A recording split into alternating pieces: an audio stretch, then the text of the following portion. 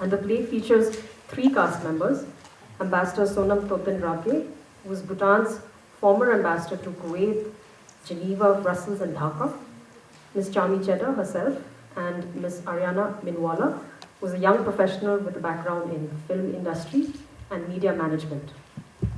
I would now like to invite Mrs. Namrata Devena to present her opening remarks and also introduce the play.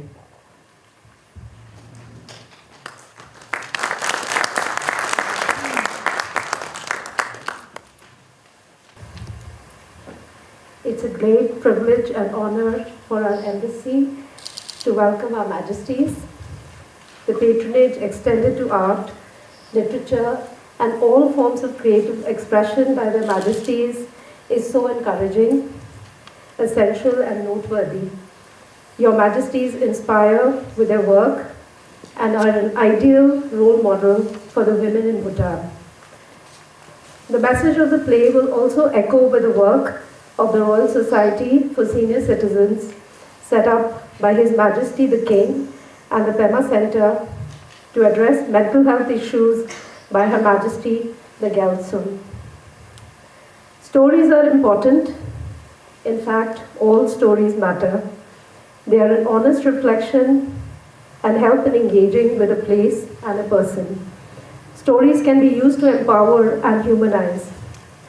The Road to Mecca is a masterpiece of South African literature by Ethel Fugard, who gives us a deep insight of complex themes such as mental health, old age, and importance of art and theatre in society. The playwright offers a poignant portrayal of an elderly woman's struggle with mental illness and a transformative power of art.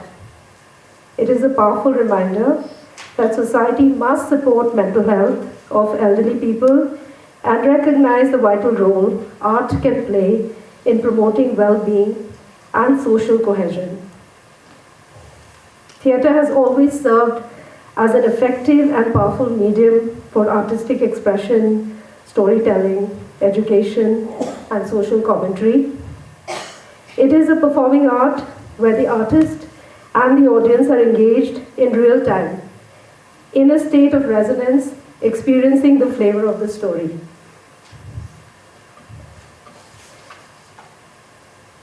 After her death, the protagonist, Helen's house, and her artwork became a museum and a major tourist attraction. That is a powerful testament and example of both the transformative power of art in a society and society's acceptance of women artists. I would like to thank the director and the performer in the play, Chami Chedda, and her co-stars, Ariana Minwala and Ambassador Tobden, and to all our friends who have worked behind the scenes for making today's event possible. On behalf of Sudhakar and on my own behalf, I thank you for being with us today. I hope you will enjoy this show. Namaskar and Pashi Belle.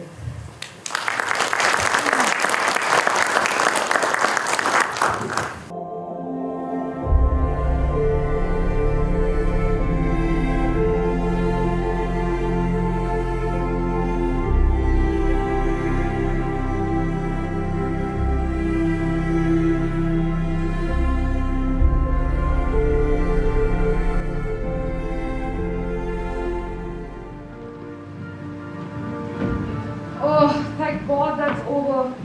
Another hour and I would have been wiped out.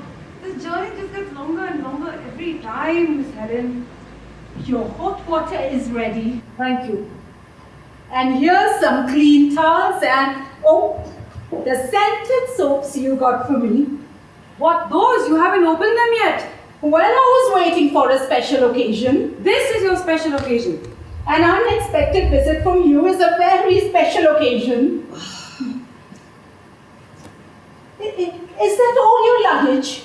When I said a short visit, I really meant it. Oh, such a long way for just one night. Oh, trust me, I know. Don't you think you could stay like maybe just Longer. Just one more night. No, impossible, Miss Helen. I have to be in my classroom by Monday morning. We're in the middle of exams. I've even brought a pile of papers to mark with me just in case I get the chance up here. If you want anything washed, just put it on the side then. I don't need you to ask Katrina to come and wash anything. I can do my own washing. Are you going to leave without saying hi to Katrina? She's going to be very upset. Miss Helen, please. I can do my own washing. I'll meet her as well, but she doesn't have to wash a pair of socks for me. Only if you would have told me you were coming, I would have got everything ready. Everything is fine, just the way it is. No, it is not. I don't know if I have enough in the kitchen for supper tonight. Please, Miss Helen, if we need anything, I'll get old Retief to open up his shop. In any case, I'm not hungry. Right now, all I need is a chance to have a good scrub and unwind so that I can forget that I've been sitting in a car for 12 hours. Have patience, Elsa. Have you forgotten the saying that says, patience is a virtue, virtue is a grace. And Helen, please, give me 5 minutes to myself. Please.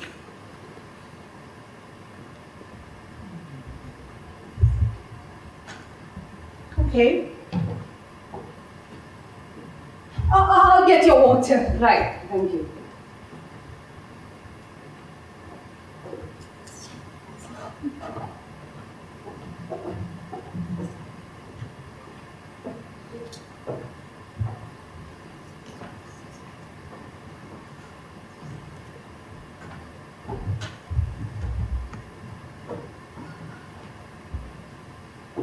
Oh.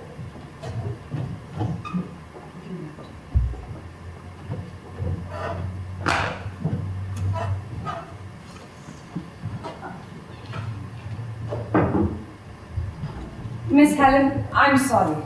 For what? For the way I spoke to you, I shouldn't have spoken to you like that. I want to say I'm sorry. Oh, it's okay. I've been getting on my own nerves. Please, Miss Helen, but I must hear you say that you forgive me. It'll help. It's not needed. Miss Helen, please.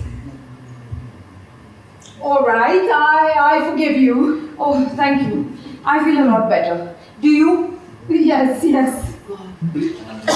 This Karoo dust just gets right into your skin, gets into everything. Ah, that's it. Tomorrow I'm going to fill up the kettles and I'm going to give myself a nice scrub.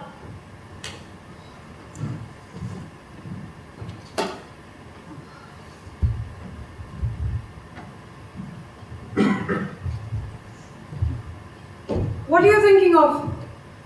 Oh, about the way you arrived. I thought it was little Katrina. She never knocks. But there you were. But the way you looked at me and everything, Yes, go on. as if you didn't see me at all. And something about your voice, you sound very cross. This isn't like other times, Miss Helen. Oh, that's such a pity. Those were all good times. What sort of time is this going to be? A bad one? I hope not. It really does depend on you. But you're right, Miss Helen. I hadn't really arrived until now. Where were you, Elsie? Craddock. I don't understand. I gave a South African lady a lift up till the turnoff to Grafrain at Craddock. That's where she probably is right now. Craddock, that's like 80 miles from the turnoff. I know. It's a long walk. It is. Miss Helen, when I found her on the road, she was walking with her head down. That's what probably told me that there was a long journey ahead of her. She didn't even look up at the car when I was passing by. So anyway, I stopped, I reversed, I offered her a lift. Not very graciously, might I add. I'd been driving for 10 hours and all I wanted to do was just get here. And she got in. After a few miles, we started talking. And she had broken English, so once I could finally understand what she was saying, it turned out to be one of your classic South African stories, really. Her husband, a farm labourer, had died. And no sooner than he'd been buried, that the landowner just told her to pack up and leave. So there she was with a baby on her back in this heat, walking all the way to Craddock with the hopes of finding a family or just the chance to work over there. And Miss Helen, all she had with her was one of those plastic shopping bags with a pair of slippers in it, while she herself was barefoot. Poor woman. Oh. Anyway, that's where she is right now. And I just came here, but What is it, Elsie? nothing, that's all it is. Tell me. That's it. I'm sure someone will give her a lift. I hope so, because if not, she and her baby are destined towards a night near the stormwater drain. Shadows were already stretching across the belt when I dropped her off. Anyway, it beats me how you do it. I hate this place. I don't know how you've done it for 70 years now? You deserve a medal, Miss Helen. I would have left the first opportunity I got. But let's be honest, you've had quite a few of those. Elsa, I grew up here. I sympathize, Miss Helen, I really do. It's really not as bad as you make it sound. You know, every time I've been away, I've had this longing to come back. But Miss Helen, that's probably because you wanted to come back to your work. Oh no, even much before that. It sort of grows on you. That's just about the only growing it'll allow around here. Otherwise, this place is as merciless as the religion they preach. And you include me in all you're saying. Yes, you're still an Afrikaner, and maybe a Christian too. I mean, you may not go to church with them anymore, Miss Helen, but you were in there every Sunday for a long time singing hymns with them. A bit of a renegade now, I'll admit, but you're still one at heart. And that heart is merciless. No. A lot of other things, but not merciless. I'm sorry, Miss Helen, not that. You are still very cross, aren't you? And something about your voice, the way you spoke about the woman, is not the same. Miss Helen, you're imagining things.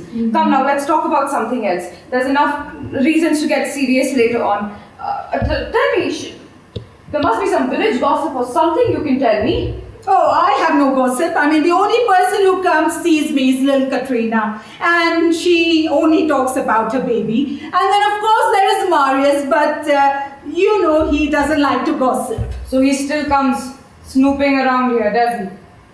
Oh, don't say that. You know he's a very old and a dear friend.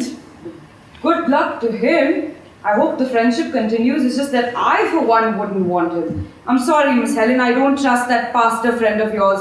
And I'm sure he feels the same way about me. Let's leave this. Let me think about something.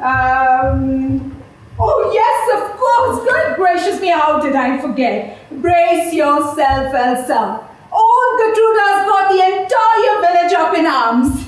You're not going to believe this. She's applied for a liquor license. What? Yes, booze in New Bethesda. Now that is a front page headline. Oh, it's a very serious matter. The entire village is very, very upset. Headed, no doubt, by that pastor Marius Bailevel. Really, the white man's privilege around these parts? Has anyone bothered to ask the colored folk what they feel about this? Are we going to have that argument again? I'm not trying to start an argument. I just feel like if you're going to make decisions that affect other people, you might as well just ask them what they think as well. These ways are okay in Cape Town, but here in the valley, we've got our own ways of doing things. But Miss Helen, you can't cut yourself off from the 20th century forever, can you? While the rest of us are wondering when the bomb is going to drop, all you people do is squabble about who owns what cherry orchard around here. Really, Helen, your world isn't as safe as you'd like for it to believe. And when it comes to you and your contradictions, you make me want to scream. Why do you defend this bunch of bigots around here after how they've cheated you? They leave me alone now, you know that. Is that so? Because that's not what you said in your last letter, Helen. My last letter? Yes, are you saying you've forgotten what you've written in it?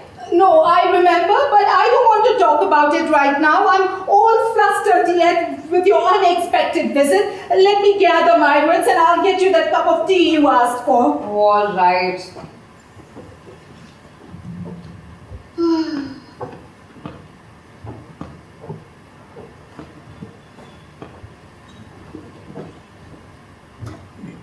What happened here?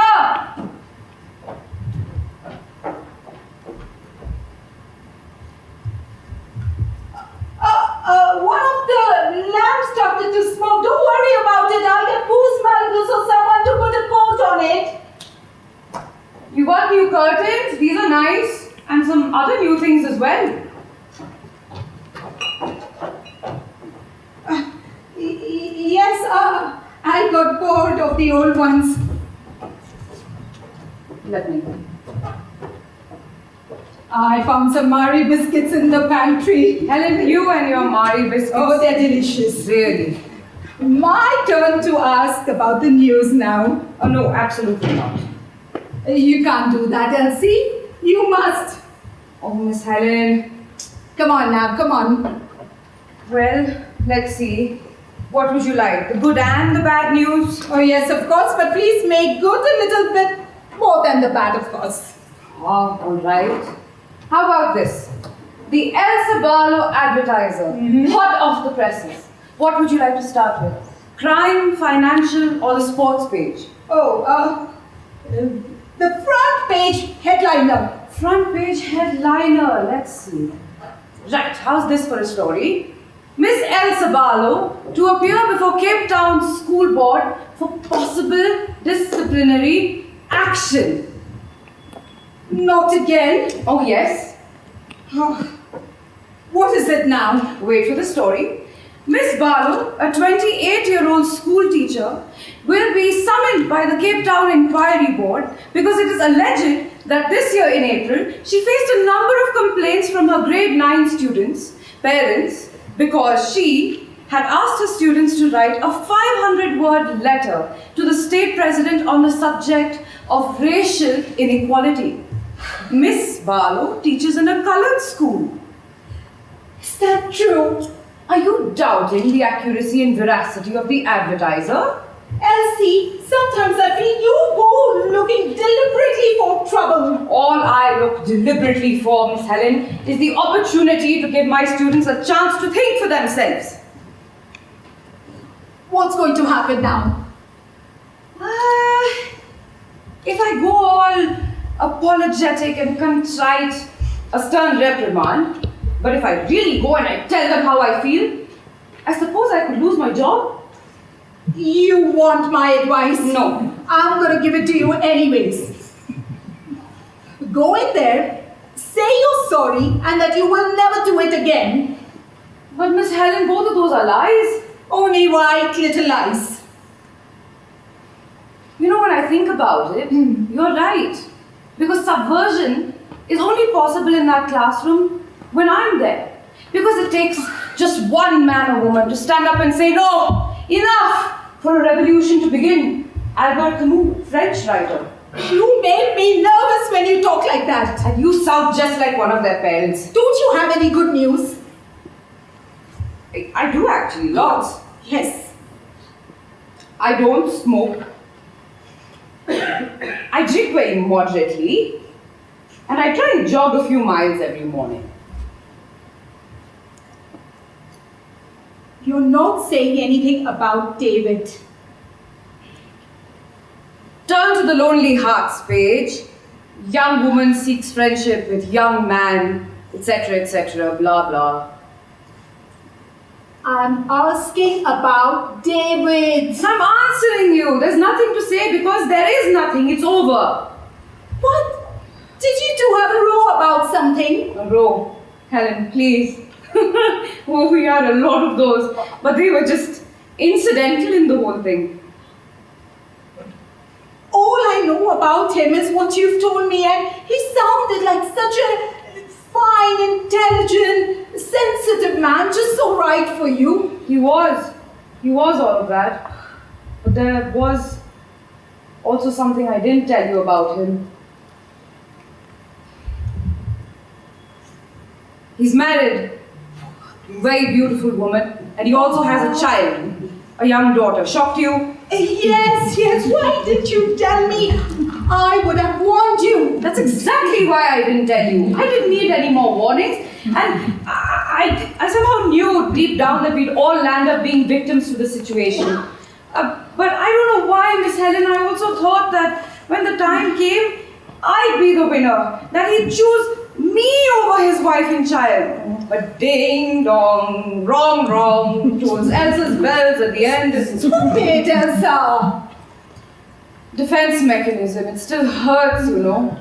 I mean, I mustn't paint him to be all that of a jerk. It's just that things would have been a lot less messier if he just knew when to get up and leave. But all he did was cry in pain and anguish. Ugh, it was awful, Miss Helen. It's just once too many a time he told me how much he wished he hadn't hurt me. Poor Elsie. I'm fine, Miss Helen. I'm fine, Miss Helen.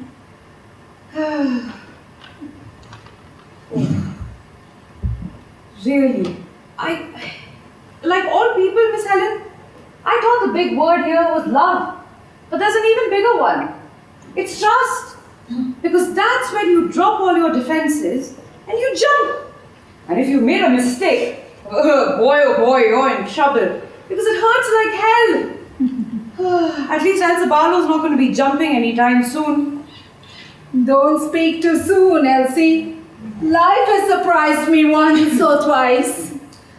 I'm talking about trust, Miss Helen. I can see myself loving someone again, but trust, I don't know. And you can have one without the other? Oh yes, that's at least one thing I've learned with David, because I went on loving him far longer than I knew I could trust him. I've not really thought of this.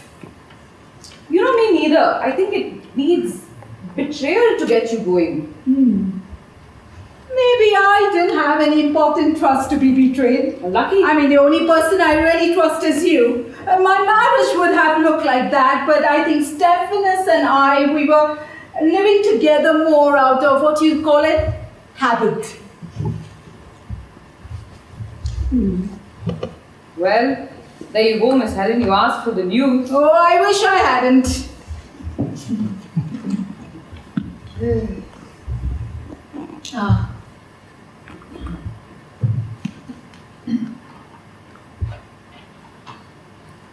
My favorite time.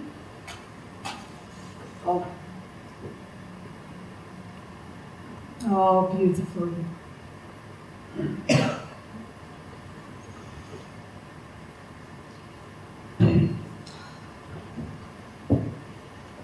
You know, on the drive out here, I was wondering if the novelty of this place would have worn off.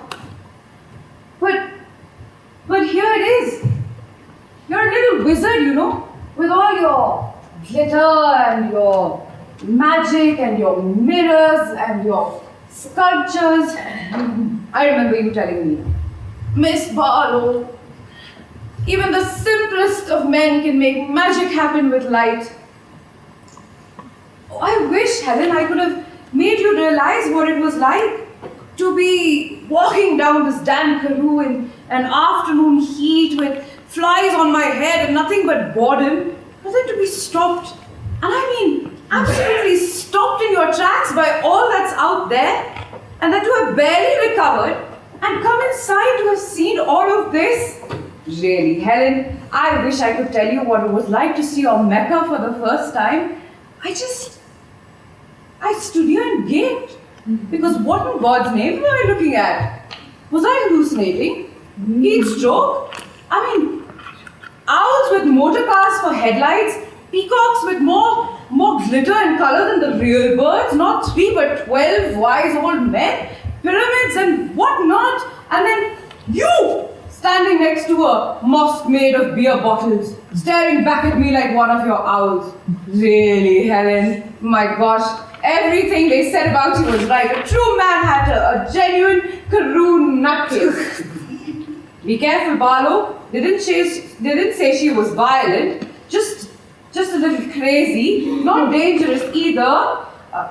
Go on, take a chance. Say hello. See what happens.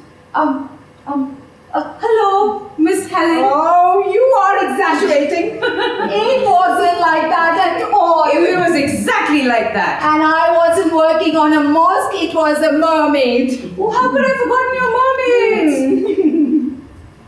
And it was I who spoke to you first. I asked you to point out the direction to Mecca. You obviously got it wrong.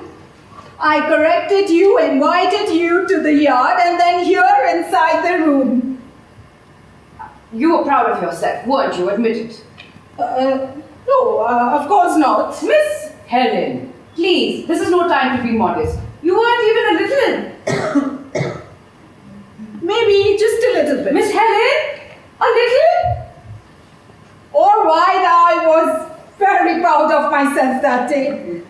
More than I'd ever been in my entire life. Nobody before you or ever since had done that to me. All those years of working on my Mecca had finally been vindicated. You know, when we came in here, sat here talking and having a cup of tea, the light began to fade and it was time to light a candle. I must confess, I was a bit nervous. Yes, because when I would light the candles, you would see all of me, the real me. It knocked my face and my clothes. You had already seen that outside in the yard. But the real me, and this is what this room is about. And I desperately, oh so desperately wanted you to like what you saw. You did. This is the best of me, Elsa. This is as close to me as it can get. Nothing is for me. Not even my name, not even my face. It's my wise men and my camels and those beautiful peacocks. That's really me. And I had delighted you. Oh dear, if I could tell you what you had done to me that day, the courage, the faith. I've not been able to create anything for a year. And I thought I'd almost come to the end of my Mecca. No Mecca, no life. But you revived my life. After you had left and when I was in bed, oh, my Mecca was far from getting finished. All those creatures and all those statues, the designs, they came rushing to me and I just couldn't sleep. My head was bursting. I was so impatient with darkness that day. I couldn't wait for it to be dawn. And so I could start working and I would keep working and working and working. And that's exactly what you did, Miss Helen, because I remember the next time I came, you introduced me to Buddha. I remember the cement was still wet. But you really haven't told me what he's doing in Mecca. And so are the wise men and the owls and the peacocks and the mermaids. My Mecca's got a logic of its own. I quite don't understand it. I hope someday some of us will. Really.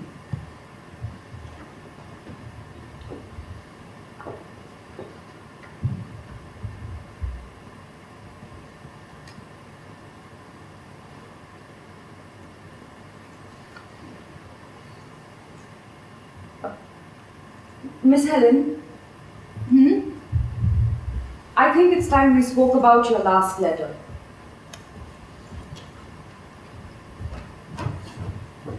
What are you doing? I'm going to read it. I don't want to hear it. You wrote it. Don't bully me, Elsa. You know I cannot fight back, please. Miss Helen, we can't wait for this. We only have tonight and maybe a little bit of tomorrow morning. Please, sit. Understand that I'm not here to punish you for writing it. I'm only here because I want to help. So you're going to listen to me. My very own and dearest little Elsie, have you finally also deserted me? This is my fourth letter to you and still no reply. Have I done something wrong? This must surely be the darkest night of my soul. I thought I had lived through that 15 years ago, but I was wrong. This is worse, infinitely worse. I had nothing left to lose. Nothing in my life was precious enough or worth holding on to. Now there's so much, and I'm losing it all. You, the house, my work, my Mecca. I can't fight them all alone, little Elsie. I need you.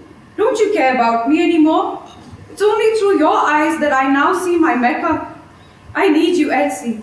My eyesight is so bad that I can barely see the words that I'm writing. And my hands can hardly hold the pen. Help me, little Elsie. Everything is ending and I'm alone in the dark. There is no light left. I would rather do away with myself than carry on like this. Your ever-loving and anguished Helen. What's all this about losing your home? Who's trying to get you out?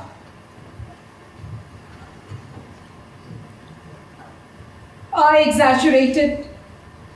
They're not being that nasty about it. Who's they? The church council. They say it's for my own good. I understand, but Slow down, Miss Helen. I don't understand. What has the church got to do with this? I thought this house belonged to you. It does. So then? They discussed my situation in one of their meetings. They what? They're worried about me living alone here. They are worried about you. That's what Marius said. They're worried about my health. Really, when it comes to hypocrisy, you Afrikaners are in a league of your own. So tell me this, did they also discuss Gertruda and Mrs. Van Heerden, who lives at the other end of the village, because they're as old as you? They also live alone. That's exactly what I told Marius, but he said it's different. In what way? It's my hands and everything else. They think I'm not capable of taking care of myself. And are they right? No, I can take care of myself. Of course I can. And say you were to leave the village, where would you go? To a niece, 4 times removed in Durban, who you've hardly met a few handfuls in your life? What are you doing?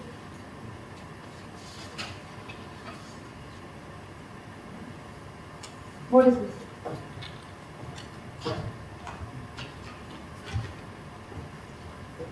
Sunshine Home for the Aged? So that's what it is. Isn't this the place at the turnoff of Graf Reinhardt, the really pretty house next to the church? In fact, isn't it run by the church? And 1 second, this isn't your handwriting.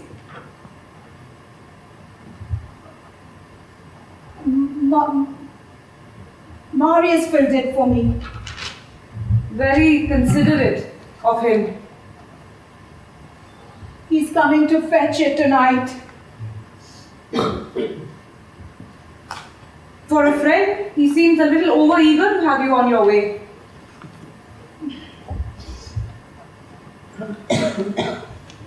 And your hands? Be honest with me. How bad are they? Show them to me, Miss Helen. Oh, it's not that bad. These scabs, where are these from? Oh, I was making prickly pear syrup for you. Small accident. You were having a lot of these little accidents lately. You need to be a lot more careful. Yes, I'll be. So do you have any pain? Just a little. So then tell me, what were you going to do? Come on, Helen, had I not shown up today, what were you going to tell Pastor? I was going to ask for more time.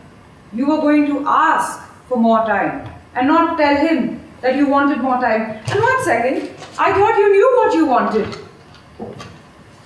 I do. Of course I do. Then say it. I want to hear you say it. Elsa, you know I cannot leave my house and my Mecca and go anywhere. Okay, good, because for a moment I was not so sure. So wait, then what's the problem? Marius is a persuasive talker. And Helen, talk back. I cannot, Elsie. Will you please talk on my behalf today? You are so much better at arguing than I am. I won't, Miss Helen. And you need to stop acting like a naughty child who's been drawn to the principal's office.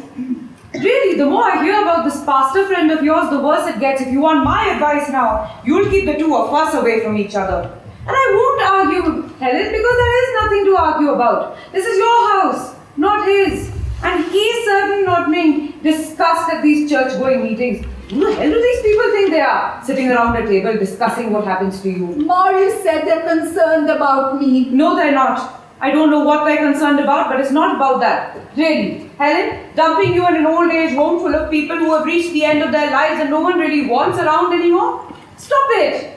You're still living your life, not drooling it away. So now, what are you going to do?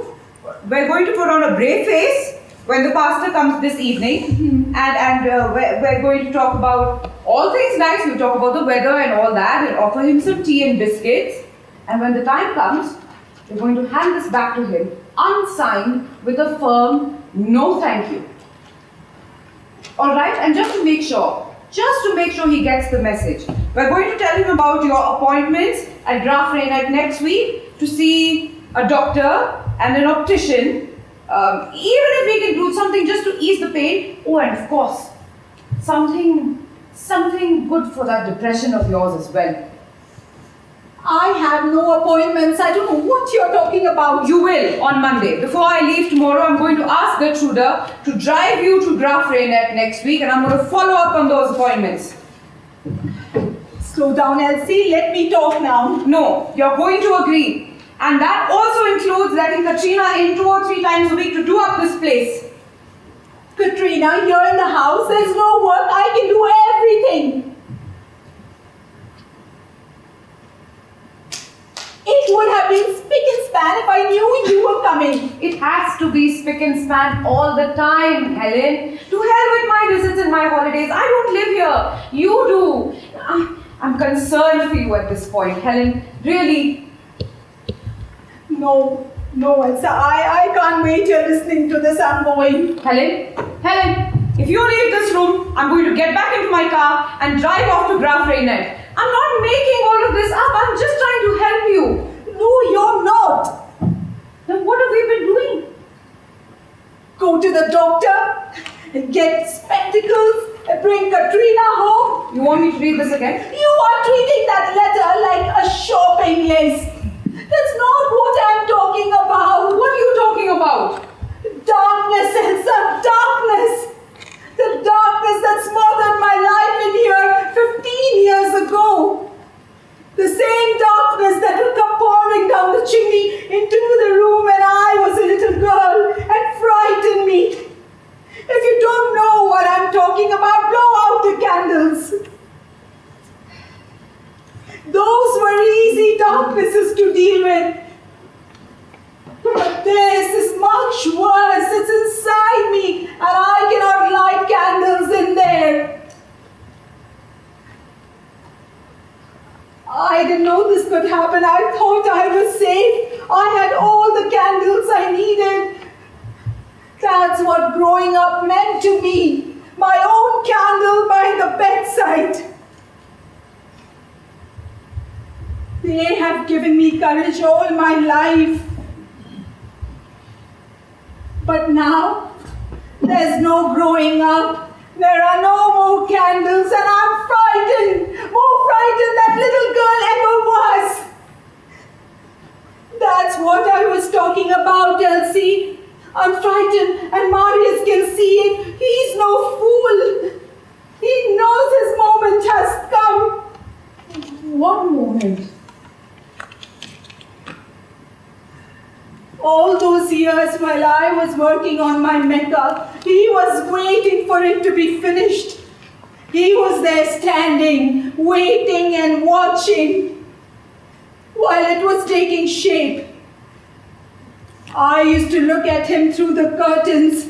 He would come stand at the gate with his hands behind and stare at my wise men. He wouldn't say anything, but I know he didn't like what he saw. I used to sing while working. One day he heard me and he came to me and he said, "Are you really that happy, Helen?" I laughed, not at him, no, because I had a little secret he would never understand. It's his turn to laugh now.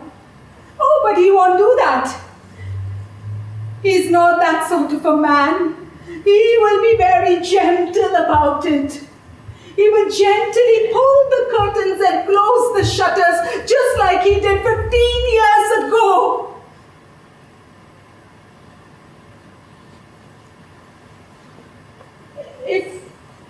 If my Mecca is finished, then so is my life. Helen, I can't. This is too much for today. First the woman on the road and now you. I'm lost. So then what are we going to do? Come, sit down. Sit. I need you to have a good think about what you're going to do when Pastor Marius comes. Alright? In the meantime, I'm going to see what I can fix for supper. But I want you to think, Helen.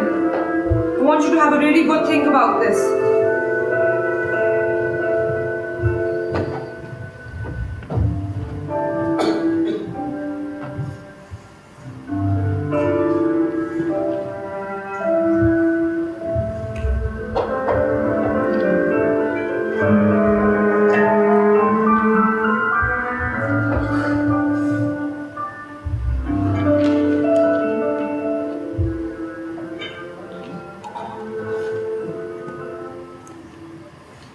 Hello? Anybody home?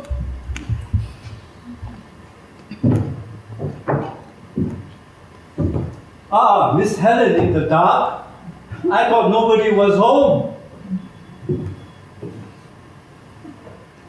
Miss Barlow? Hello, Pastor.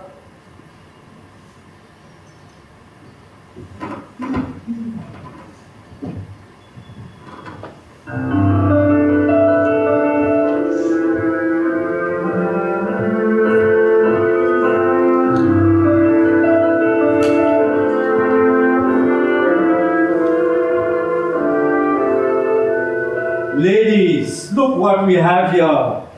Vegetables from my garden. They are as fresh as you can get them. I dug them up myself for you this afternoon.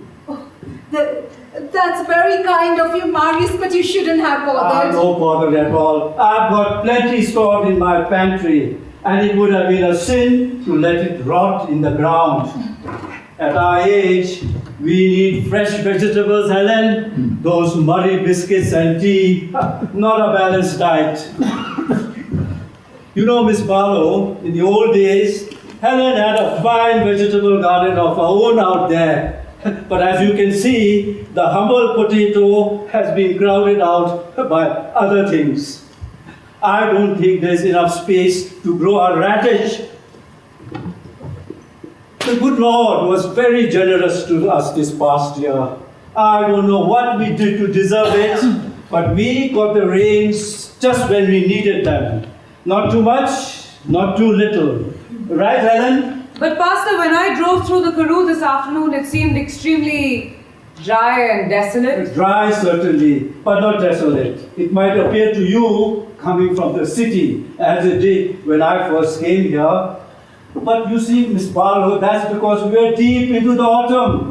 It'll be a few months before we see the rains again. You know, Pastor, you talk about this world having seasons, but I don't view your world as having seasons at all. It's always been a landscape of harsh extremities to me. It's either too hot, or too cold, or too dry, or else she's writing to me about floods so vast that they've cut the village off from the outside world. You know, I read it in this book once where they described a desert as God without mankind. God without mankind? Interesting thought. Who wrote it? A French writer, Balzac. You know, Pastor, he sums up the Guru just the way that I feel about it. Because your Almighty hasn't really made people overly welcome here, has he? In fact, it's almost as if he resents our presence here. I'm sorry, Pastor. I don't mean to be blasphemous or ungenerous towards your world. It's just that I'm used to living in a more gentler one. You judge it too harshly, Miss Barlow. It has its gentle moods and moments which we must learn to cherish. It's Mother Nature, after all, which feeds us. Can any man or woman ask more from the little bit of earth that he lives on? Tell me this, do you think that the colored folk feel the same way? Why shouldn't they be? I'm asking you if they have as many reasons to be as contented as you. I'm talking about simple gratitude, Miss Barlow. Don't you think contentment is a state of mind which is complicated and can easily be disturbed? But grateful, yes. Colored folks have every reason to be grateful. There are no hungry people here, Miss Barlow, white or colored. Just ask little Katrina, who visits Miss Helen so faithfully, if she or her baby have ever wanted for food, even when Cool spends all his money on alcohol. And those of us who are more fortunate than the others are well aware of the responsibilities that come with it. But I don't want to get into an argument with you, Miss Barlow. This is Helen's and my world. And we don't expect an outsider to love or understand it the way we do. There's no need to unpack them. I'll collect the basket tomorrow after church. And no need to wash them. I've already done it. You can put it straight into the pot. I have a strong feeling, Helen, given half a chance, your young friend and I could easily get into an argument. I think Miss Barlow gets too impatient with our old-fashioned ways and attitudes. But it's too late for us to change, right, Helen? Marius, Elsa and I, we've already have had those arguments. I hope you put up a good defense on our behalf. I tried. And yet the two of you remain such good friends. Yes, of course. So should be. True friends must be able to accommodate differences of opinion. You didn't tell me she was coming here the last time we talked. I didn't know, Marius. It was an unexpected visit. Will she be staying long, Helen? Just tonight. Good heavens, she drove all this way just for one night. I hope nothing is wrong. No, she decided to see me just at the spur of the moment. She has to go back to school. They're right in the middle of exams. I see. May I sit for a moment, Helen? Oh, Marius, forgive me. I'm forgetting my manners. Please, Marius. Thank you. I won't be long. I just need to jot down a few points for my sermon tomorrow. And thanks to you, I know exactly what to say. Me? Yes, you are responsible, Helen. Oh dear, what did I do now? Relax, Helen. I just said thanks to you because actually it came to me this afternoon when I was digging up your vegetables. Oh. You know, Helen, when I first came here, I came with deep and painful memories, wounds that I thought would never heal. So I turned my back on that world and I tried to justify my existence by preaching to the simple needs of this community. But I didn't escape life here, and then I discovered it. And when all this was going on in my head, I heard this small little voice. And this voice was saying, thank you. With every spadeful of earth that I turned to lift the potatoes and went down on my knees, there it was mine. Thank you. I had this deep, overwhelming sense of gratitude, Helen, for the earth, for the community. That gave me a new lease of life. That's what I'll do tomorrow, Helen. Give thanks and do it in a way that I've never done before. Am I making any sense, Helen? Please tell me truthfully. Yes, of course, Marius. And if all you do tomorrow is say exactly what you just told me, I think it's going to be beautiful and moving. Really? Do you really mean that? Oh, every word of it.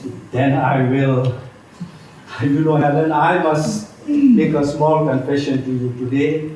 When I gave my first sermon in New Bethesda, I remember it was June 11th, 21 years ago. And as I walked up the aisle, I tried to put on an actor's vanity. But when I stood up on that pulpit and then looked down at the stern and formidable faces, I got more than a little nervous. I couldn't wait for my sermon to end. And then when Mr. Clark started to play the piano, I knew it had ended. I heaved a deep sigh of relief. None of you had fallen asleep.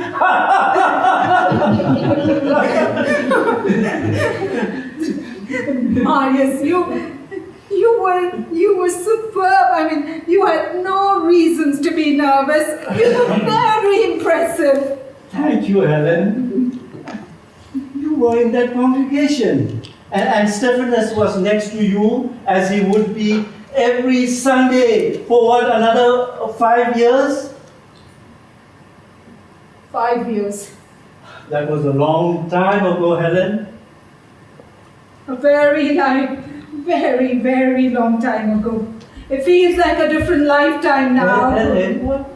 Ah, here comes your supper. I should be running along. Oh, Pastor, it's just a few sandwiches. Nothing too much. Neither of us is very hungry. I can come by tomorrow night if it's okay with you, Helen. Please, won't you have some tea with us? It's the least we can offer you in return for all those vegetables. I don't want to intrude, Miss Barlow. Helen tells me that you are here just for one night. Yes. And I'm sure you ladies have things to talk about in private. We've already done a lot of that. Haven't we, Miss Helen? Miss Helen? Yes. Yes. How will you take your tea, Pastor? If you insist, sugar and no milk, please.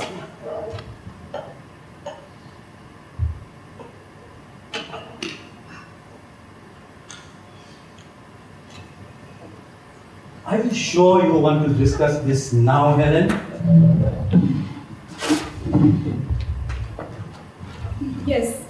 Yes, Marius. It can wait until tomorrow.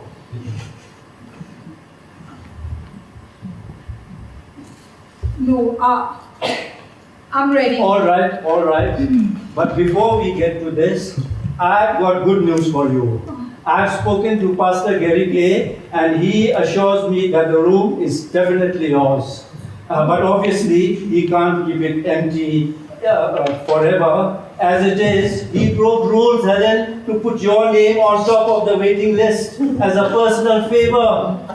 So the sooner you decide one way or the other, the better. I know it's a big move, but you don't have to start packing immediately or anything like that. But we must take a decision one way or the other. And once you've done that, then you can relax and take all the time you want. Now let's get to the form, shall we? Yeah, we've been through this before. You told me Stephanus' father's name was Petrus Johannes Martins. But I checked the church registry again. It's Petrus Jacobus. Which is correct, Helen? It's you. Johannes. Never mind. I'll just put it down as Petrus J. Martins. And next, the date of your confirmation. Have you found the certificate? I look for it everywhere, Marius. I don't seem to find the papers. It's all such a mess. You told me you were 12 when that happened.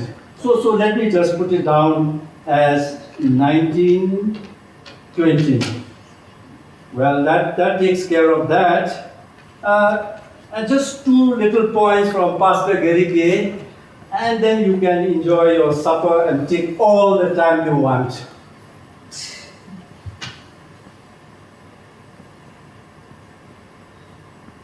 Yes, here we have it. He asked me if you had taken care of everything by way of a last will and testament, so that your house and your possessions will be disposed of the way you wanted. Have you done that, Helen? Marius, you know Stephanus has left everything to me. We are not talking about Stephanus. It's you. Have you seen a lawyer? I've not really thought of it. Thank goodness Renike asked. Believe me, in my time as minister, I've seen dreadful situations. Families fighting over furniture. So it's important, Helen, you must take care of that document. And yes. Then he made the obvious suggestion that you should visit the home as soon as possible, just to see the matron and the other staff. And he was particularly anxious that you should see your room so that you can decide what you want to take into it. He had a dreadful experience with a lady recently who wanted to bring her entire furniture into that tiny little room. But don't worry, there's enough space for your possessions and some of your ornaments. Well, I guess that takes care of everything. All that's left for you to do now is to sign it, provided you want to do that. Marius, can I please speak for a bit now? Of course you may. I've worked out a plan. A plan? For what? For everything. That's excellent. I will be going to Graf Rennet to see a doctor, and I've asked old Gertruda to drive me there. You making it sound serious, Helen? No, it's my arthritis. Just some medicine. For a moment, I thought the burns were more serious than we had realized. Why not save a few pennies and then have Dr. Love at the home? Look at it. He treats after all his patients for free. Spectacles. I have an appointment with an optician and I'll be getting myself new pair of spectacles. That's splendid. You certainly have been making plans, Yes, haven't you? and I'll be bringing in Katrina twice or thrice a week to help me with the house. Little Katrina? Yes, who's Malchus's wife? I know who you're talking about, Helen. I'm sorry to break this news to you, but I'm afraid you're going to lose your little Katrina.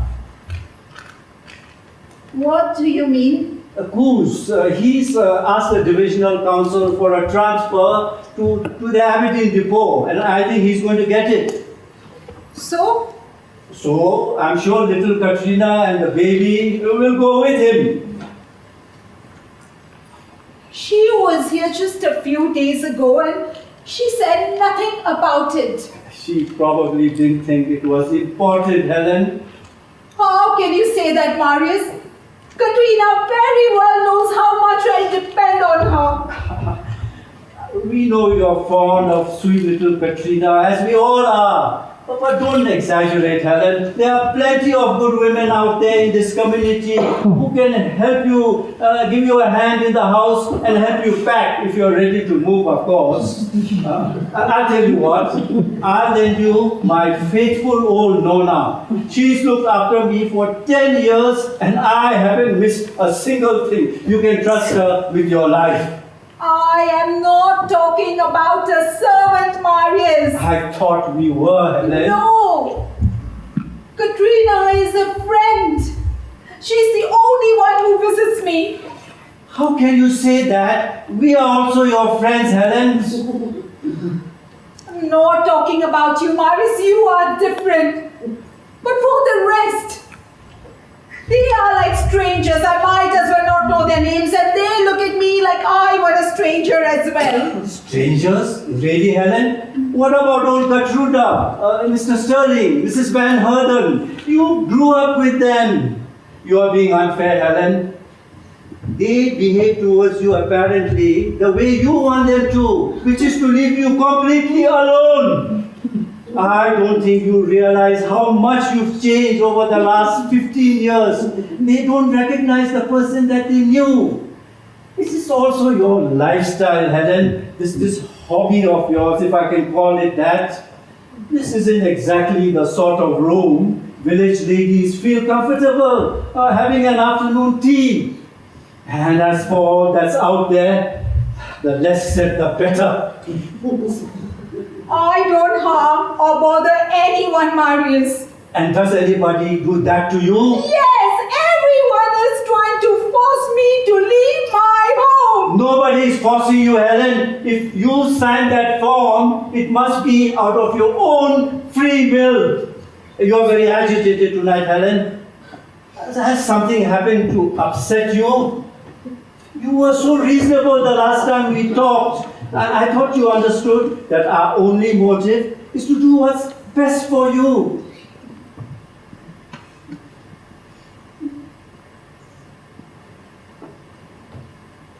If you are so miserable and unhappy and lonely, why don't you sign that form?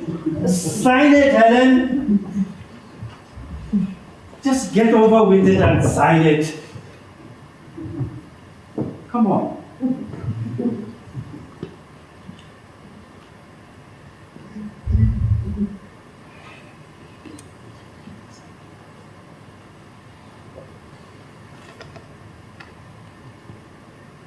Elsie, I'm going to sign it. Stop me. Sign it. Sign it. If that's what you want to do with your life, get it over with, for God's sake. Miss Barlow, No, really. Helen, what are you waiting for? It's late. We want to go to bed. Elsie, please help me. You said I mustn't sign it. I've changed my mind. Hurry up, do it. Dispose of your life so at least we can get on with ours. Please. All it takes is one word, Helen. No. The woman on the street couldn't say no, but you could. And if you're not going to, why should I? I tried. You call that trying? Helen, one word. No. Believe me, Elsie, I was trying. No good, Helen. If that's your trying, then maybe you are better off in an old age home. gently, Miss Barlow, gently. In heaven's name, what's got into you? Exhaustion, Pastor, near total mental, physical exhaustion to the points where I feel like screaming. I've already done that once today. I might as well do it again. No, please, Helen, tell me. What did you call me up here for? 12 hours of driving like an absolute lunatic just to watch you sign your life away? Because at this point, I might as well just have stayed in Cape Town. Maybe you should have. If you have anything to say to her, just look at her state. She needs help, not to be confused or terrified even more. Pastor, please. Helen and I did do a lot of talking before you got here. She knows exactly how I feel. I'm concerned with her feelings, not yours. And if you are as well, show some respect. You were shouting at her as if she were a child.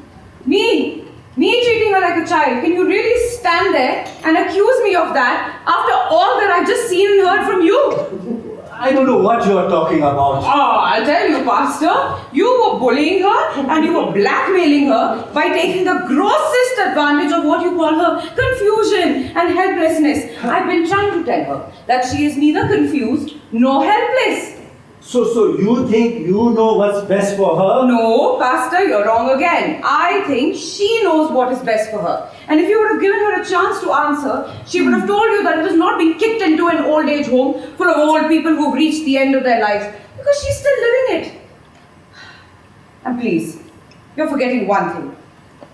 I didn't stop her from signing that form. She stopped herself. It was a moment of confusion. There you go. Can you not leave that word alone? She's not confused or helpless. But when Helen and I talked about this a few days ago, Pastor, please, stop talking as if she were not in the same room as us. For just once, for God's sake, ask her. Don't try to goad me with blasphemy, Miss Barlow. I'm beginning to think she needs as much protection from you than she gets from herself. I leave, Pastor. I leave and I will never come back. But you still haven't asked her. That's because I have sympathy for her condition. And thanks to you, she's in no condition to even think clearly. She was an emotional mess. Thanks to you before I opened my mouth. So don't you expect me to believe that you really care about her. For the last time, Miss Barlow, what you believe or don't believe is not of the remotest concern to me. Helen is. And my concern is that she gets to live the rest of her life safely, happily, as humanely as possible. And that should not include the risk of her being trapped in here when this house goes up in flames. What is he talking about? Helen, what is he talking about? The night of the accident, for God's sake, when Helen knocked over a candle. What? Helen, you didn't tell her about it? I'm sorry, Miss Barlow. I think I owe you an apology. I assumed that you knew about this accident. You owe me nothing, Pastor, but tell me what happened because clearly she hasn't. Yes, about 4 weeks ago, Helen knocked over a candle and set fire to the curtains. I try not to think about it, what might have happened if Sterling hadn't looked out of his window at that very moment and saw the flames. Apparently, Helen had stopped trying to put out the flames. She was just standing and staring at them. Even so, she picked up a few bad burns. We had to get Sister Latigan out of bed to treat them. It could have been far more serious, Miss Barlow. We wouldn't want that on our consciences, would we? No, we wouldn't. But Helen, look at me. One of the lamps started smoking badly, is it?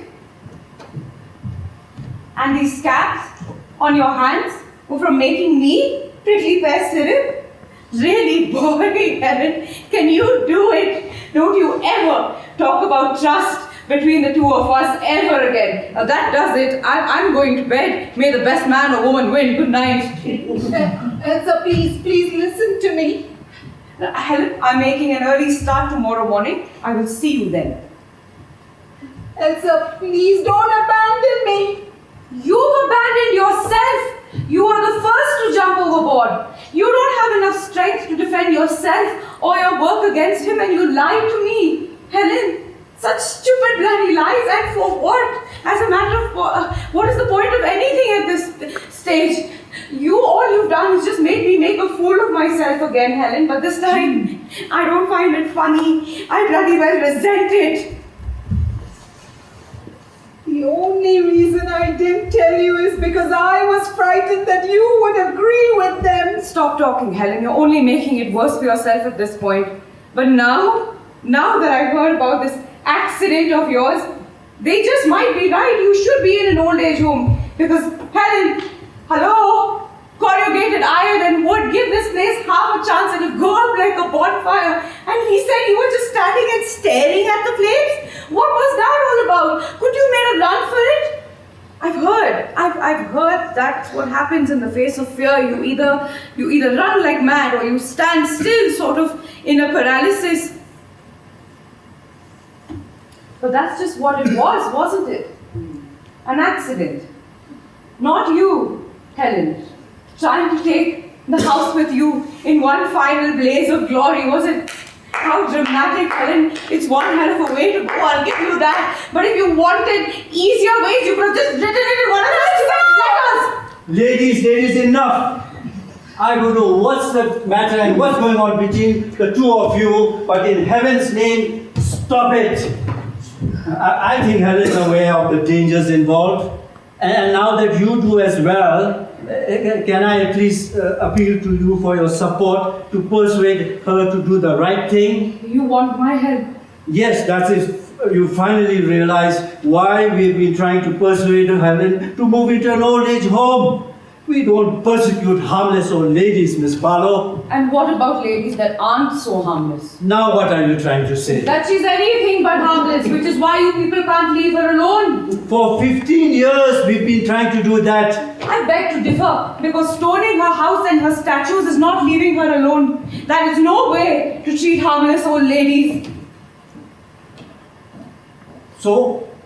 I'm bringing this up, Pastor, because it's unfair. I've learned a lot more about this village than I would have liked to in the handful of visits that I've come here. I've also heard stories that parents tell their children about Miss Helen's monsters. Those children didn't arrive at those attitudes on their own. Those parents have been telling them that. And when it comes to the parents, Miss Helen is anything but a frightened old lady. And you know, no, Pastor, it is ironic that we stand here and we fight over Miss Helen being frightened, but it's really all of you who are frightened of her.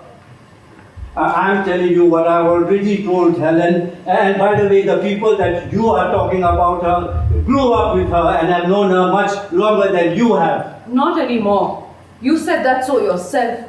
That all of that stopped 15 years ago when Helen didn't resign herself to being the meek, church-going little widow that you all expected her to be. Instead, Pastor, she did something that small minds and small souls could never forgive. She dared to be different.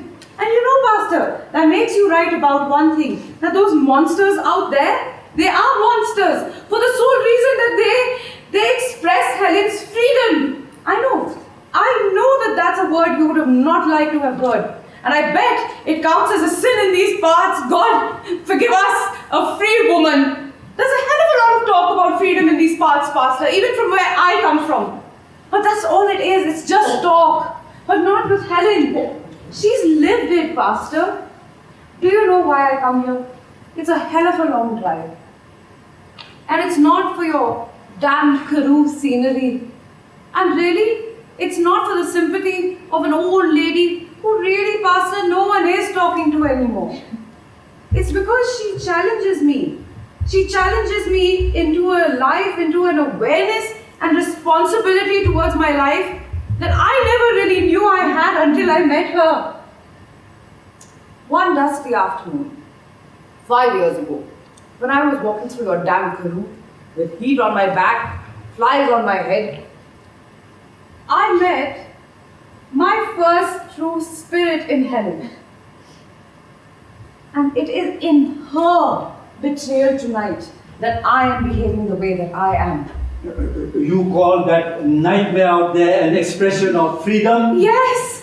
Scary, isn't it? What did you call it, Master? A hobby?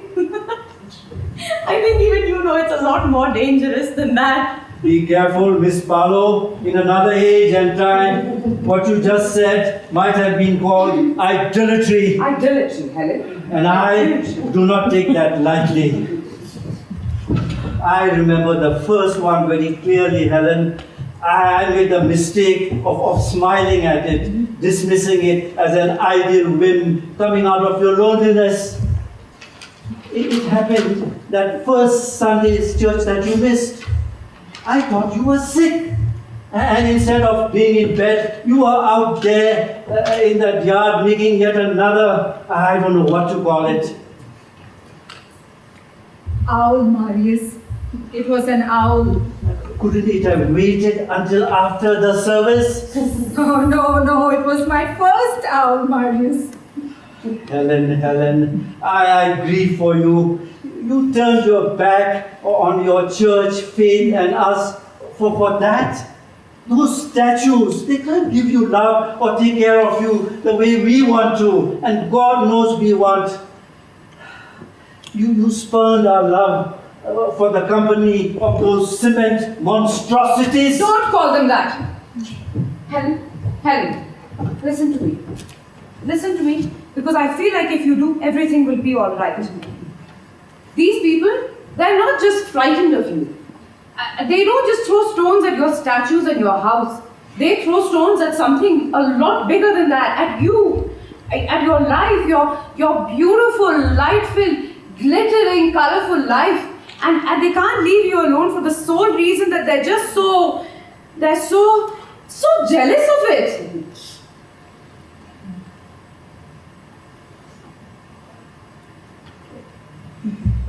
Is that true, Marius? Has your trust in me eroded so completely that you can even ask me that question? Why does she have so much power over you that you will believe anything she says? It isn't true. Good God. What can I say that will make you listen to me the way you listen to her?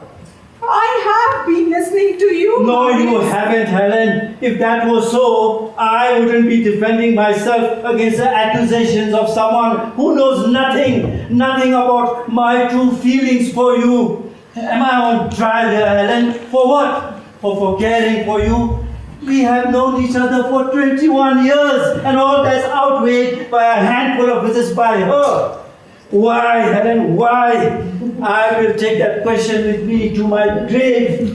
What possessed you to abandon the life you had and your faith? What faith, Marius? I sat there in the church for 5 years next to Stephanus. It was a lie.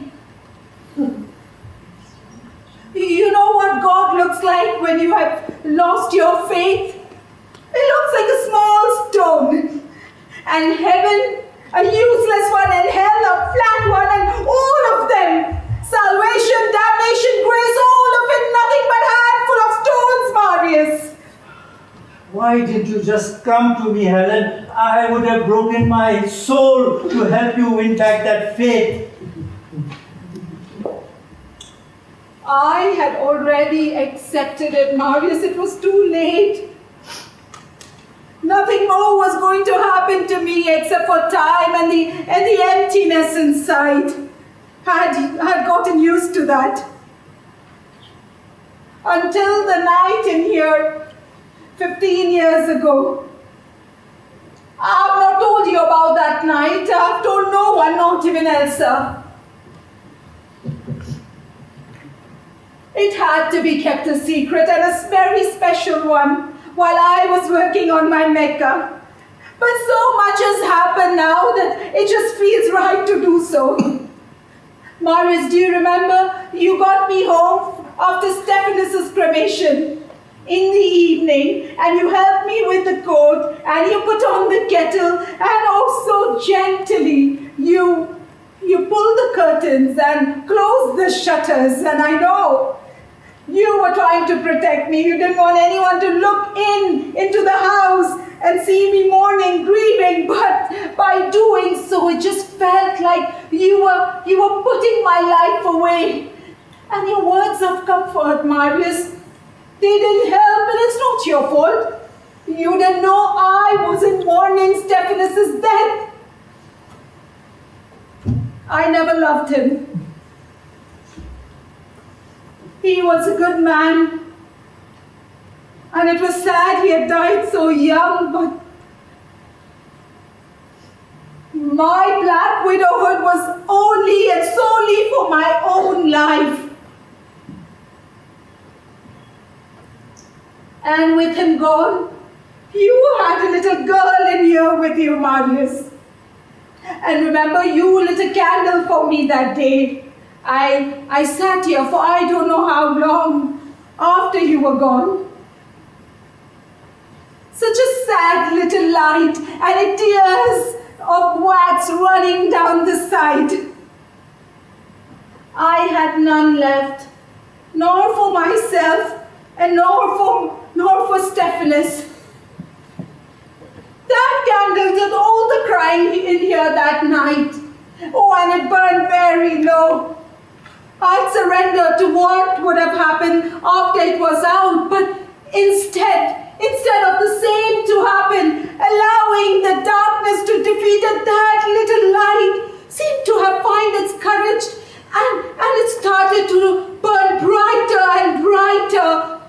And it was leading me to a place I have never been to before. Light the candles, Elsa, all of them. That one first.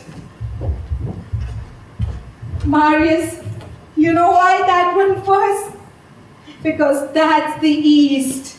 Go out and look into my yard, and you will find all my wise men and camels are traveling to the east.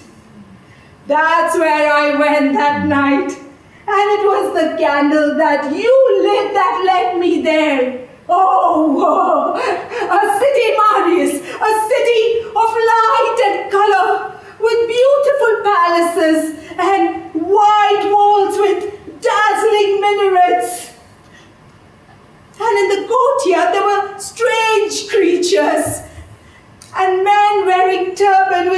camels. They were speaking a language I didn't understand. Oh, but that didn't matter. It didn't matter because I knew I was in Mecca. And I was on my way to the Grand Temple. And in the middle of the Grand Temple was a big white wall with hundreds of mirrors and hanging lights where the wise men of the East were studying celestial geometry of light and color, and I became an apprentice in there that night. Light them all, Elsa. Look, Marius, look. Light. Look, Marius, light. It won't harm you. It's harmless, don't be nervous. It just wants to play. That's what we do here. We play with it like little children. Light just one candle. Let the light in from just one star and see the dancing. Marius, I've even taught it how to skip corners. And when I sleep in the bed and I look into the mirror, I can see that one. And in that one, I can see the full moon rise behind the Spiegelberg. This is my world, Marius. And I have banished darkness from it.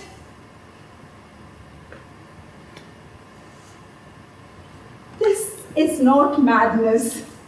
They say mad people cannot tell what's the difference between what's real and unreal. But I know what's out there in this room for what they really are. I had to learn to bend wires, to make shapes and mix sand cement, to make my wise men and camels, and I had to learn to grind beer bottles in coffee mill, to put glitter on my wall. My hands won't let me forget it, Marius. They will keep me sane.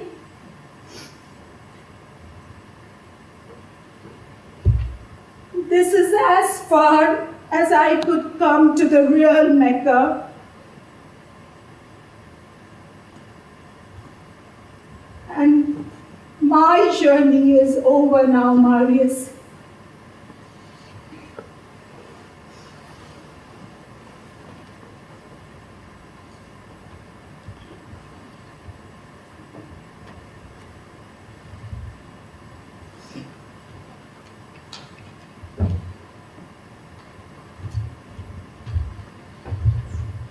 I won't be needing this, Marius. I cannot reduce my life to mere ornaments in an old age home. Mecca. So that's where you went? I didn't realize you had traveled that far away from me. And to find you, I must light a candle and follow it to the east. No, Helen, I'm too old to make that journey. And I have a feeling that you're never going to come back. I'm too old for another journey as well, Marius. It's taken me my whole life to get there. I know I've disappointed you, most probably bitterly so, but believe me, Marius, none of this was intentional. I had little choice over all of this, as I did over the day I was born.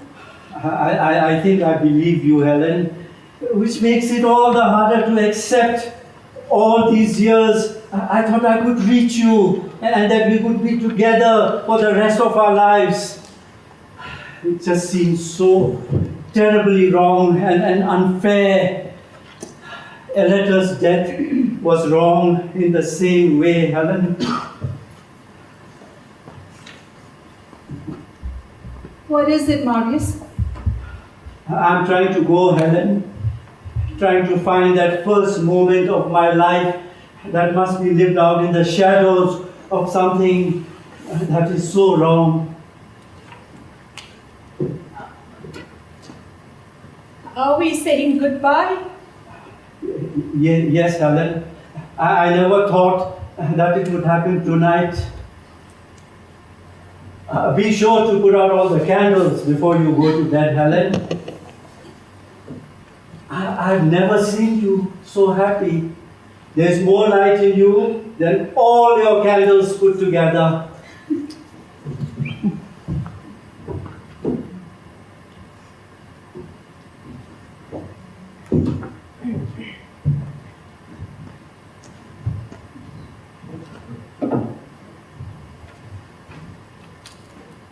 Elsie, no, I must do that.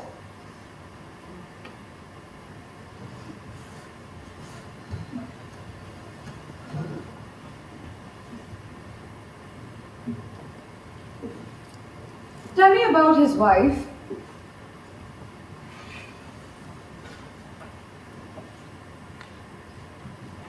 Her name was Aleta Beireveld. She was very beautiful. I've just seen pictures of her. So then what happened? You mean her death? Yes. It was a long illness, a very painful one. Marius was a very bitter man when he first came to the valley. Why do you ask? Because Helen, he was, and most probably still is, in love with you. Elsa! I know, I wouldn't have guessed either had it not been for tonight. You Afrikaners are so good at concealing your feelings for each other. But Elsie, when he said love, he meant it. No, I'm not talking about the good shepherd's love for one of his flock, Helen. I mean Marius Bible. The man loves you, Helen, the woman. Elsie, look at me. Look at my hands. You fool! Do you think that's what we see when we look at you? He said it so himself.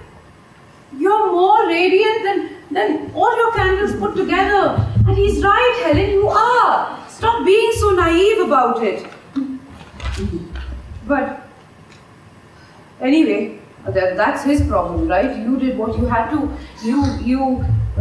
You deserve a few bravos for your performance tonight, really. You didn't just affirm your right as an artist, but as a woman yourself. But tell me one thing. Do you love him the way that he loves you?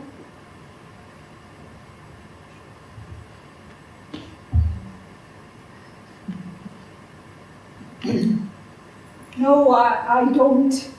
I'm just asking, you're also an Afrikaner at heart. Wouldn't it be quite the story, both of you loving each other in secret in this godforsaken village for the last 20 years? Loving each other in secret for the last 20 years. What a story. Are you okay? No. What's wrong? It's my turn to be jealous. of you and of Marius. You are jealous of Marius and me with your entire life ahead of you. Even the woman on the road has a baby on her back. Mind you, it must have gotten cold and she must have started walking again. Please. Then think about the baby. What the hell do you think I've been thinking about, Helen? You think I don't care? That baby could have been mine.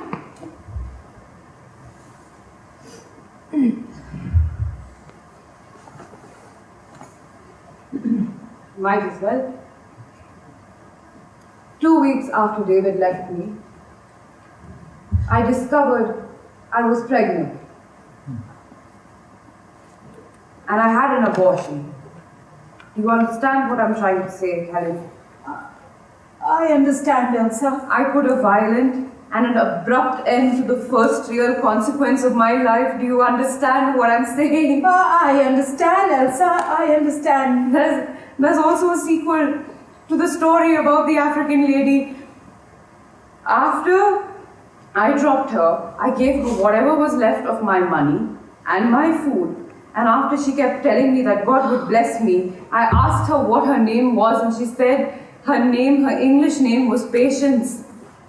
And then when she left, I measured out the next 80 miles of her life in her footsteps and I wanted to scream. So that's what I did. 10 miles on more in the Karoo. I stopped the car, I switched off the engine and I just screamed. I screamed longer and harder than I'd ever done in my life and I can't describe it to you. I'd lost control of myself, Helen.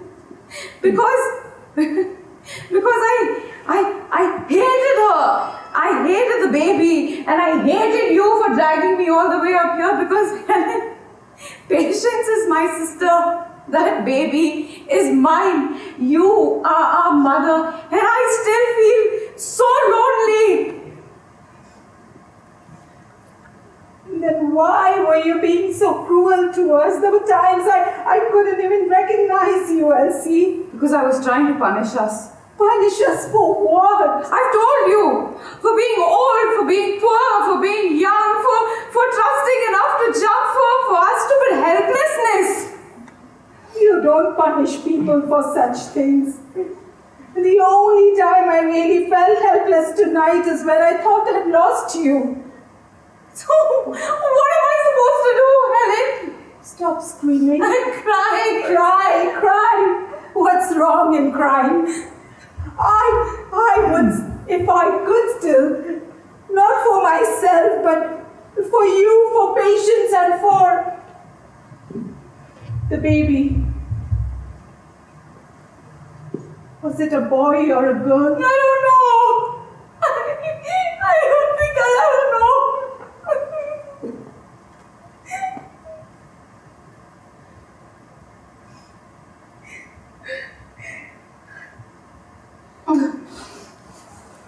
I'm fine, Helen.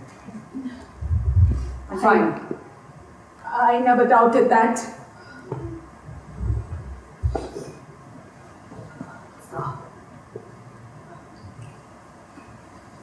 I wasn't much of a help tonight, was I? You were more than that. You were a challenge. I like that word. But we didn't really solve a lot, did we? Oh, we did. Of course we did. I mean, all we could. I'll be seeing a doctor. I'll be getting a pair of spectacles. And of course, Katrina or someone will come here and help me with the house. I won't lie to you. I cannot say I'm not frightened anymore. But I do understand one thing. The road to my Mecca was one that I had to travel alone. It was a journey that nobody could keep me company. And now that it is over, at the end of it, I'm alone, the only one. And that's the only way it would be, and it could be. I wasn't lying to Marius when I said that this is as far as I could come. My Mecca is finished. And with it, I must say, mustn't I? And with it, the only purpose my life ever had. You know, just like I taught myself to light candles and what it means, I must now teach myself how to blow them out and what it means. It's the last phase of my apprenticeship. And if I do that, if I go through it, I'll be a master.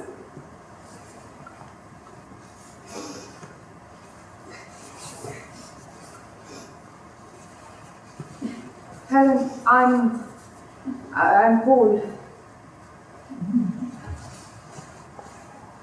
A cup of tea and off to bed. I have just the thing to go with them. Oh.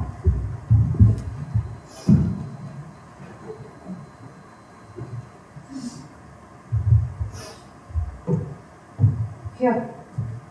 want you to take one. They're very happy pills. Oh, so small. What are these artificial sweeteners? That's perfect, Helen. That's exactly what they are. Artificial sweeteners. You know, I'm proud of this laughter as much as I'm proud of my statues out there. You know, Helen, I just had a thought. You know what the cause of all your troubles is? What is it? You've not made an angel. Oh, goodness, why would I do that? Because if you did, all these stupid people in the village would leave you alone. The cemetery has plenty of those. All wings and halo, but no glitter. But if I did make one, it won't be pointing up to heaven. No? Then where? You know, to the east. And I would put all the good folks around here on the road to Mecca. Oh God, Helen. Oh, I love you. I love you so much. It hurts. And what about trust? Trust. Open your arms to catch me. Oh, I'm going to jump. oh.